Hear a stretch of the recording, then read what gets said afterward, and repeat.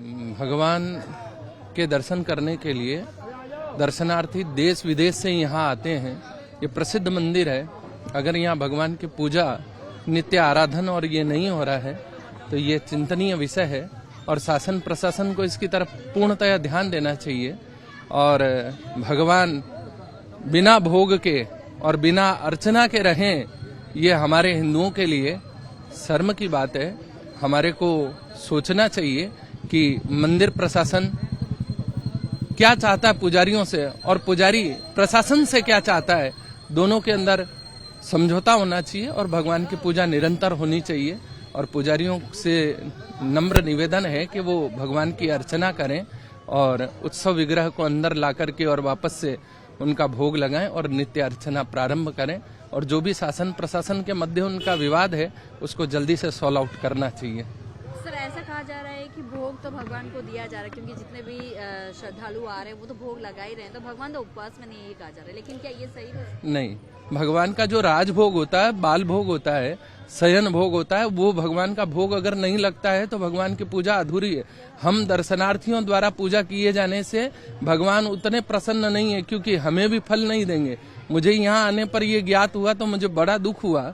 आज सनातन धर्म संस्कृति की रक्षार्थ की बात होती है देश विदेश में, और वहाँ पे हमारे ही आराध्य आदिदेव महादेव की पूजा नहीं हो रही है। ये बहुत चिंतनीय विषय है। शासन प्रशासन को जल्दी से जल्दी इस पे ज्ञान लेना चाहिए, संज्ञान लेकर के, और इसको सॉल्व आउट करना चाहिए। जगन्नाथपुरी कथा करके अभी भगवान लिंगराज के दर्शन करने के लिए आगमन हुआ है। भव्य आयोजन हमारे भागवत कथा का जगन्नाथपुरी में था, जहां राजस्थान के, मध्य प्रदेश के लगभग 4000 लोग हमारे साथ में थे। वो कथा कल ही पूर्ण हुआ और आज भगवान के यहाँ भुवनेश्वर में लिंगराज महादेव के दर्शन करने के लिए आगमन हुआ है, सब संतों के साथ, गुरुदेव के साथ।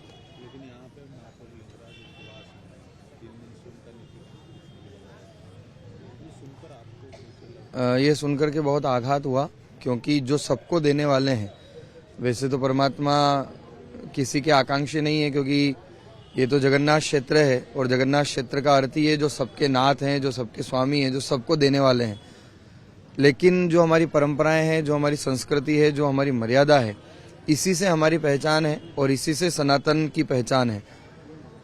तो जो देने वाले हैं सबको, उनको कोई आवश्यकता नहीं है, लेकिन हमारा अपना कर्म है, हमारा अपना कर्तव्य बनता है कि जो नीति परंपराएं हमारे पूर्वज हमको दे करके गए, जो हमारी ऋषि परंपरा रही है, उसके अनुरूप जो वर्षों से परंपराएं चल रही है, कुछ भी कारण हो, वाद विवाद हो, मनभेद हो सकता है, लेकिन मतभेद नहीं होना चाहिए। इस मतभेद को मिटा करके और भगवान की सेवा पूजा अर्चना अवश्य यहाँ पर होनी चाहिए। हमारा तो यही मत है, क्योंकि हम सनातन धर्म के संत हैं और संत होने के नाते हम तो यही अपेक्षा रखते हैं कि व्यक्तिगत विचार सबके अलग अलग हो सकते हैं, लेकिन प्रभु को राजनीति से दूर रखा जाए। धर्म नीति और राजनीति में बहुत बड़ा अंतर है। धर्म नीति अगर अच्छी रहेगी तो राजनीति स्वतः अच्छी चलेगी, क्योंकि संसार को चलाने वाले परमात्मा है।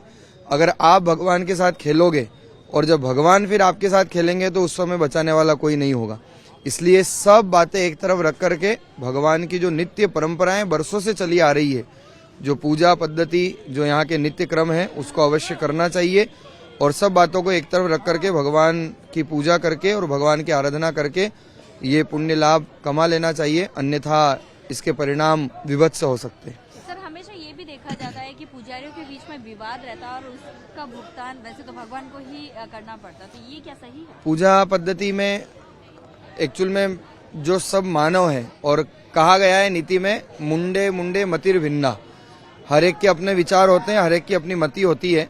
इसलिए मैंने यही कहा कि मनभेद आपस में हो सकते हैं, लेकिन मतभेद नहीं होना चाहिए। आप लोगों को जो निर्णय लेना है सामूहिक होकर के लें, लेकिन भगवान को उन सब बातों से दूर रखना चाहिए।